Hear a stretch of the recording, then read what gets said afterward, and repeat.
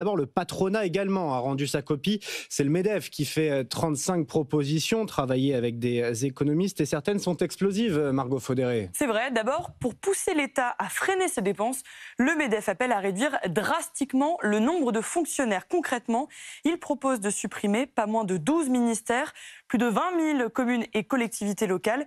Et ces suppressions conduiraient à une baisse d'1,5 million de personnes dans les rangs de la fonction publique, ainsi qu'à une baisse globale de 8 points de PIB des dépenses publiques. C'est l'équivalent de 233 milliards d'euros. Toujours sur le volet de la fonction publique, le Front économique appelle à recentrer la garantie d'emploi à vie uniquement sur les missions régaliennes.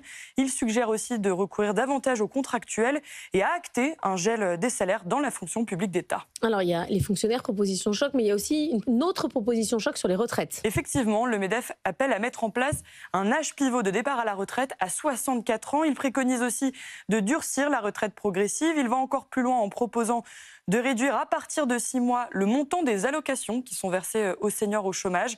D'autres pistes sont avancées sur le système des retraites, comme une réforme par exemple du calcul du montant des retraites pour reprendre en compte non pas les 25 meilleures années, mais les 30, voire les 35 dernières meilleures années. Il propose aussi d'aligner l'imposition des retraités sur les actifs. Et puis enfin, le Front économique en remet une couche à la fois sur la capitalisation, mais aussi sur l'introduction d'une TVA sociale.